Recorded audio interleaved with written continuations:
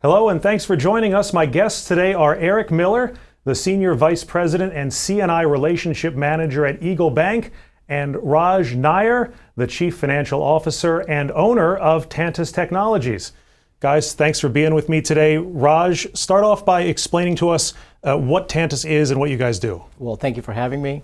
Tantus Technologies, we are a information technology and management consulting firm supporting the federal government, primarily in the civilian side, focused heavily on the health side, CMS, HHS, NIH, and so on. One of the great things that we do is actually we treat most of our clients as partners, if you will.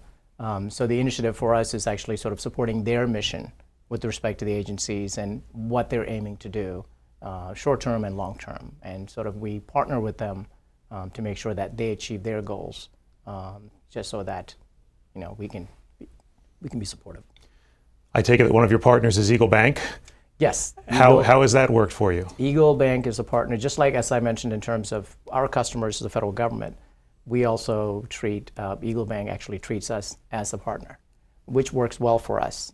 As I mentioned in terms of we're successful because of our partnership with our customers. And I think the same way with Eagle, in terms of everything we do, it's not I would call it in terms of a banking relationship with respect to what we know of lending and deposits and so forth. It is more of a strategic partnership in terms of where we want to be today, tomorrow, 5 years from now, and I think that's kind of what partnership-wise we work with Eagle on. So how did your relationship start? Well, Tantus has been in business, which I didn't mention, for 22 years. So we've been around the block, if you will, for a few years now. We weren't looking for any major changes, and I think Eagle reached out to us based on relationship. And so we started having the conversation, and at first, it's hard for us to sort of assess bank is a bank. I mean, in terms of we're looking for a partner. And I think it worked out during our conversations a couple of times, and also we sort of checked other companies actually they have worked with in the past, and we certainly believe we made a right decision in terms of going with EagleBank, just so that they can sort of help us in our goal. And what are your goals? What are your banking needs? We always look for standard stuff in terms of the deposits, the line of credits, the treasury services, and so forth. That's kind of what you think of most banks that they provide. What EagleBank provided us actually was over the course of several years is in terms of knowing or understanding where we want to be, again, with respect to growth. In our sector, and I think one of those things that you might hear a lot of, the government shutdown, the continuing resolution, things of that nature, that actually sort of restricts businesses in some level in terms of how you can operate cash flow and so forth. So knowing that, understanding that aspect of our business, which is very important for us, for a bank to have. A standard commercial bank might not understand it well. EagleBank, actually, they understand it. So they know it beforehand, and they're actually willing to reach out to us to let us know what is it that we need. And in some cases, letting us know what we should do to prepare for something that's coming in the pipe so that we're ready for it. They understand Washington dysfunction, basically. I wouldn't go as... If I'm hearing that correctly. Yes, as they understand the government contracting side of Washington, correct? Yeah. Yes. So what was it like, Eric, if I could bring you in, when you guys first started this partnership? Yeah, it's been great. One of the things that I think works really well between our two companies is the fact that, to Raj's point, they look for to build strong relationships with their clients. We do the same thing, but we want to do that through higher level of service than some of our competitors are able to offer, and much more customized solution that's sort of tailor-made to provide the company a clear pathway to what their goals are and what they're trying to achieve, whether it be growth of any type, whether it's organic or inorganic. And Raj was saying kind of looking towards the future as well? Mm-hmm. Yeah, I mean, we stay in regular contact with our clients, typically want to schedule a couple calls, and throughout the course of the 5 years I think we've worked together, Raj and I reach out to each other, on an impromptu basis just to check in or say, Raj will tell me things that are going on, in terms of what the government's doing, products that they're putting in place, initiatives that are going on that I'm able to take out to our larger client base, which is a great resource for us. And as Raj mentioned, we try to do the same thing from our standpoint, whether it be banking or things that we're hearing from our customers to help them kind of stay current. Yeah, explain that a little more for me, the kind of collaborative aspect of this. Yeah, I mean, a good example is there was, an agency that was looking to change the way that they were going to pay federal contractors, and Raj called me and said, "Hey, this is something I'm hearing. Are you guys hearing this?" And we kind of powwowed about it and just thought, we didn't really see it being applicable, whether the government or a partner of theirs wants to change the way that they're sending payments, which are typically ACHs or wires to the contracting community. But it was a good data point and a good exercise for us to both work through, I think, and it helped me to be able to kind of anticipate that conversation down the road, which I value a lot. Did you know this is how government contracting worked, or was there a learning curve as you brought on this client? So look, us being a bank that operates in the DC Metro now for 25 years, if you are doing lending in this community, you have to understand the industry. And so for me, being with the bank now for 9 years, we have institutional knowledge that extends well beyond that. We've been working with the government contracting community at large for a long time through multiple events, whether they be government shutdowns, continuing resolutions, sequestration. We've kind of dealt with all that and helped our clients manage short-term cash needs or longer-term issues that have come out of those events. Raj, did other banks not get that, or what? I think they understand banking with respect to what most of us think of it as banking, and I think government contracting side is it's an industry that is in its own different, if you will. So I think that's the difference where most banks come in. I think they look at it in a sense, well, as Eric had mentioned, your line of credit, you're lending in your deposit and your cash basically needs. That's kind of what they look for in terms of which I think most banks can sort of support that. But when you go to the next side of it in terms of understanding our business model, and I think I'll just go back to Eric just mentioned the conversation we had. I don't think banks were understanding that part of it. I knew of it because in a sense I was sort of an insider, if you will. I came to know that information because I'm the one receiving the money. So obviously I hear that. The banks are not ready to hear that because the government, it was like a pilot, if you will, the government was trying out. So obviously in terms of partnership, we want to share that information with the bank and let them know, hey, something is changing or potentially changing. How are you adjusting to that? How are you adapting to that? If it goes, but I don't think it's actually gained traction on it, but it was there. So I think that's where I would say Eagle comes into play in terms of, I go back to it, as I said before, it's a partnership.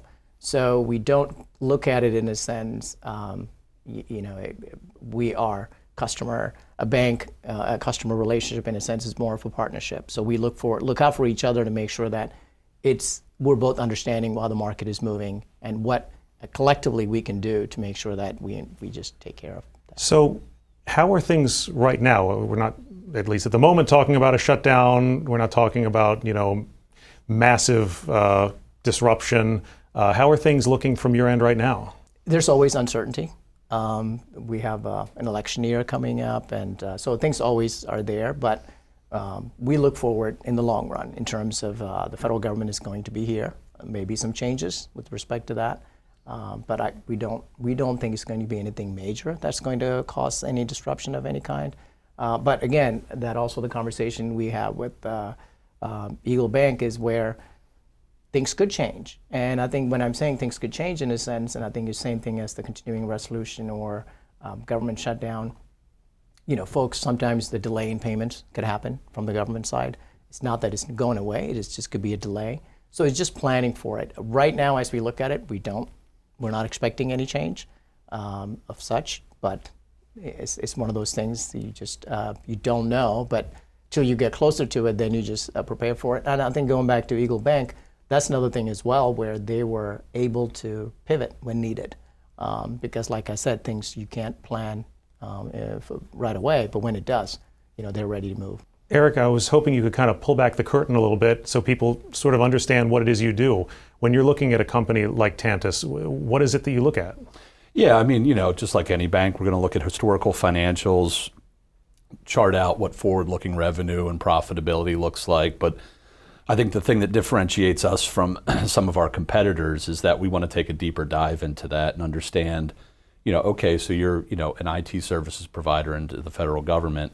What work are you doing? How mission critical is it? If you guys offer a unique solution to the government that is not easily replaced, what do your relationships with your customers look like? How entrenched are you there? Things like that we'll take the extra step to really understand the business model and what the inherent advantages and potential risks are in that, and then come up with a financial solution that hopefully meets the client where they want to be. In that same vein, what sort of mistakes do companies or even people make when selecting a bank?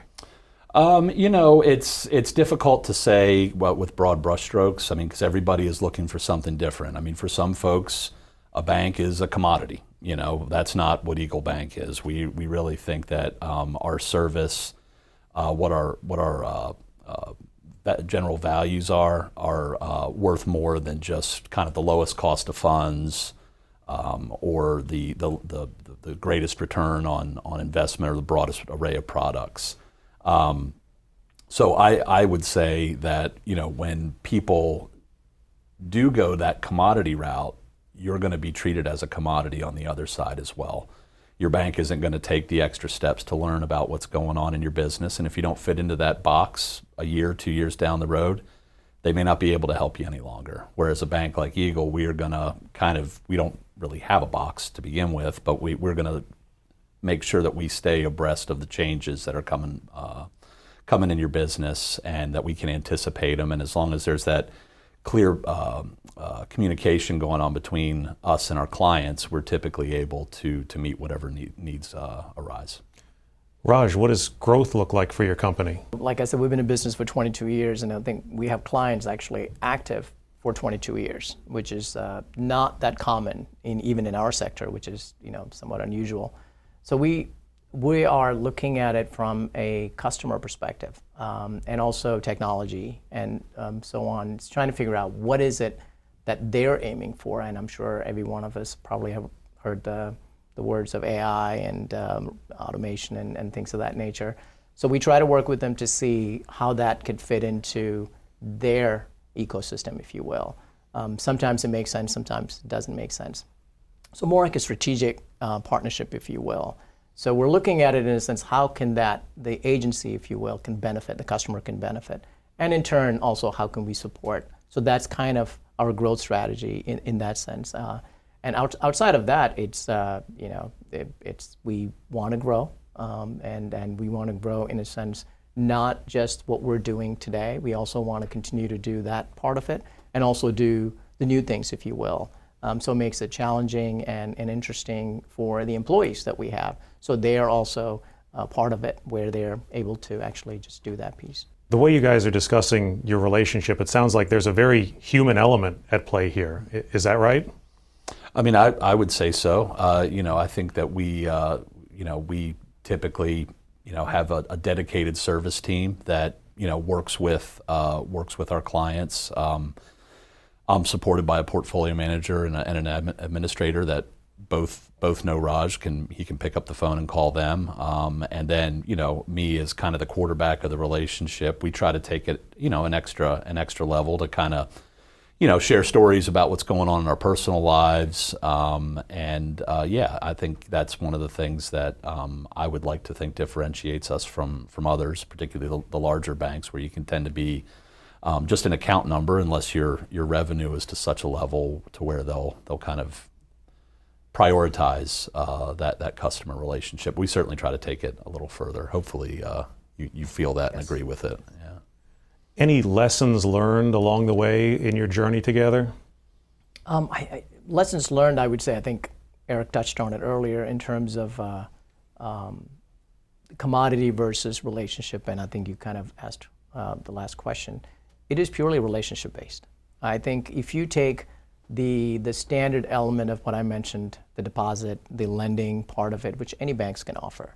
But if someone's looking at that, at least in our sector, at that level, you're looking for a commodity-based relationship, it's going to get you some level, but it's not going to get you far because you're restricted in your ability to perform and to reach your goals. So I think in that sense, I would say the relationship we've had with EagleBank has been very much relationship-based. So it's actually sort of, I consider EagleBank and Eric to be part of our table, if you will, in terms of when we have discussions that relates to organizational level, where we're going to go, so that we are not overthinking that aspect of it, saying that do we have the right partner on board? So that aspect of it has actually been very helpful to the point where we are not concerned, if that makes sense. We're not thinking that element of it. It's already been considered as it's taken care of, like we don't have to worry about it, which I think it is very important for any business to have that kind of relationship where you can leverage that to grow your business, so you're not in any way restricted. Same thing, Eric. Any lessons you've learned along the way in partnering up? Yeah, I mean, I would say Tantus has always been a model client for us. So there hasn't been a whole lot of turbulence that we've had to navigate over the course of the relationship. But with that being said, I do think that there are things that we've done together that I try to take out to my client base, whether it be kind of proactive check-ins, leave the financial discussion or the business discussion aside. Let's just check in and see how we're doing as people. I mean, we worked together, through a 5-year history, which included some pretty big events here, and it's just been really a pleasure to work with Raj and his team over the years. How big of an outlay, how big of a commitment do you generally talk about? Do you work in the hundreds of thousands, the millions, the tens of millions? What are we talking?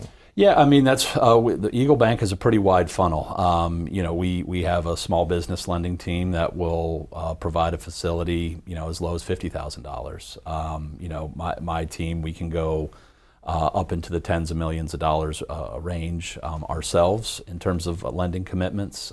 We can also potentially lead even larger commitments through the formation of bank groups and things like that. So for us, if there's a lending need, particularly whether it's the government contracting sector or the services sector here locally, we can typically meet it.